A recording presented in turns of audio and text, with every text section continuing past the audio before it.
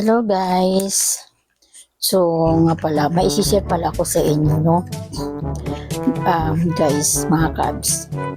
Hindi ako makamove on ba? Kasi nag-groceries may kahapon. Tapos alam niyo ba kung magkano yung nagastos ko? Nasa 400 real. Oh my God. Magkano yung sukli niya sa Pinas? Nasa mga 6,000, isang groceryhan lang. Pero every time na nag-groceries ako, lang naman ang nagagastos ko, nasa 200 ang pinakamataas sa akin. Kahapon, nag-groceries kami, inabot ng 400. Oh my God, hindi ako makapaniwala. Hanggang ngayon, hindi talaga ako makamove on, promise. Grabe. Ang pinakamahal naman sa mga binili ko kahapon is lang naman, itong Himalaya. Nasa 60 plus to, pang dark spot ba? Pag tanggal sa dark spot. At saka itong facial wash na nasa mga dito, nasa mga 40 plus. Ito lang ang pinakamahal sa binili ko. Tapos, siyempre yung iba mga gamit sa katawan, mga shampoo, ganun. Mga kakailangan natin sa araw-araw ba. Tapos, dahil nakakita din ako naparami din naman ang binili ko kasi nakakita ako ng yung product sa Pinas, like mga cupcake, ganyan. Yung ito, parang ganito ba? Yan. So, bumili ako ng 2 bag, chocolate flavor at saka ito. Nasa mga, lang naman to, nasa 13 ata ang isang bag. And then, yung iba,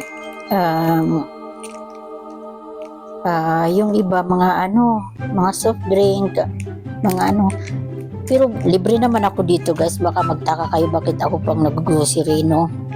Libre naman ako dito lahat.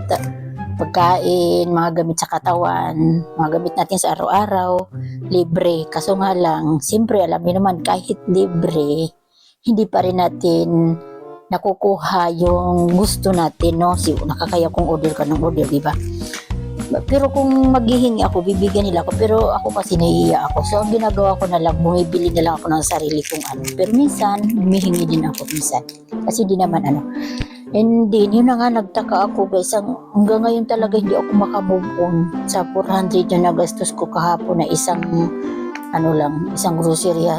groceries lang yun. Kaya sabi ko sa sarili ko, ayoko nang mag-grocery.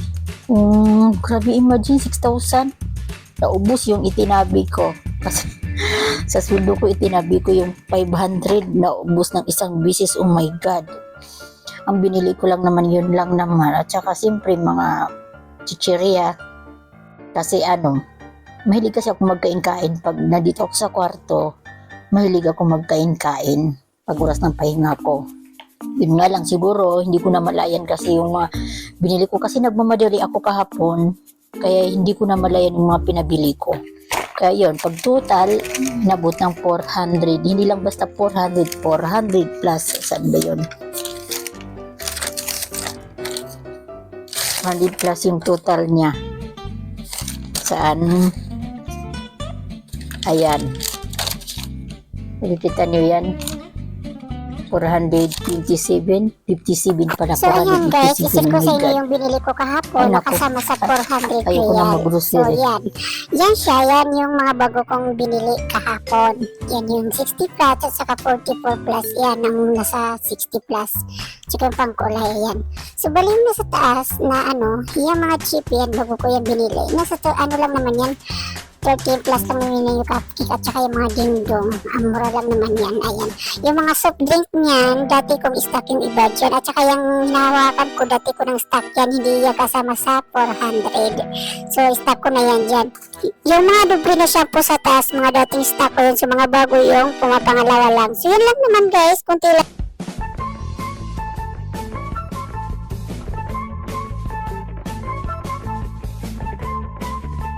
So yun, pinakita ko na sa inyo kung ano yung binili ko na naabot ng 400. So yung mga doble doon, yung mga shampoo na nakita niyo sa taas, bali nakita niyo naman na mga doble siya. So mga dating stock ko yun. So bali ang binili ko lang doon ay tig-iisa.